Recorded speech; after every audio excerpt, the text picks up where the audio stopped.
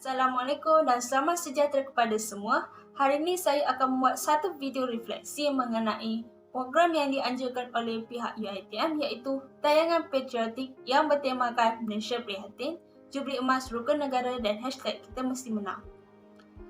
Sebelum saya menghuraikan mengenai refleksi saya akan menceritakan sedikit mengenai Rukun Negara. Pada 13 Mei 1969, Malaysia pernah mencatatkan satu peristiwa berdarah yang menyebabkan kekacauan serta perbalahan yang melibatkan kaum berlainan berlaku di beberapa kawasan di Tanah Melayu. Peristiwa ini berlaku disebabkan rasa tidak puas hati dan salah faham di antara mereka.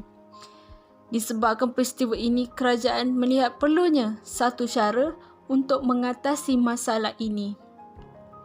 Majlis Perundangan Negara yang dipengerusikan oleh Allahyarham Tun Abdul Razak bin Hussein iaitu merangkap sebagai pengarah Magaran telah ditubuhkan di bawah Undang-Undang Darurat yang diwartakan pada 29 Januari 1970.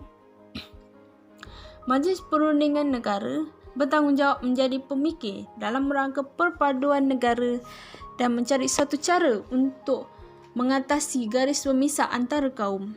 Dengan itu, maka lahirnya satu ideologi kebangsaan iaitu Rukun Negara yang telah diisytiharkan pada 31 Ogos 1970 bersempena ulang tahun ke-13 kemerdekaan Malaysia.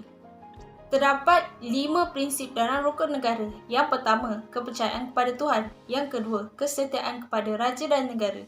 Yang ketiga, keluruhan perlembagaan. Yang keempat, kedaulatan undang-undang. Dan yang kelima, kesopanan dan kesusilaan. Setiap prinsip dalam Rukun Negara mempunyai makna yang mendalam mengenai perpaduan di antara rakyat. Objektif penubuhan Rukun Negara adalah untuk menjalinkan sebuah hubungan yang erat di antara rakyat yang berbilang kaum di Malaysia supaya dapat melahirkan sebuah negara yang harmoni dan stabil. Malaysia mempunyai banyak bangsa, agama dan budaya yang berbeza, menjadikan Malaysia satu negara yang unik. Jadinya kita sewajarnya menanam satu perasaan untuk cinta akan perpaduan yang berbeza di antara berbilang kaum di Malaysia supaya kita dapat hidup dalam keadaan yang adil dan sama serta menjadikan sebuah negara Malaysia ini aman dan tenteram.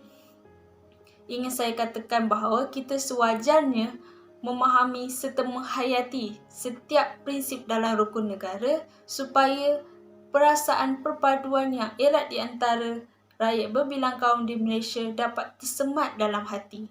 Ini juga dapat melahirkan satu perasaan menghargai pengorbanan orang zaman dahulu untuk mencapai perpaduan yang erat di Malaysia serta kita dapat menjadikan peristiwa 13 Mei 1969 menjadi satu pengajaran kepada kita supaya tidak melakukan perbuatan tersebut lagi.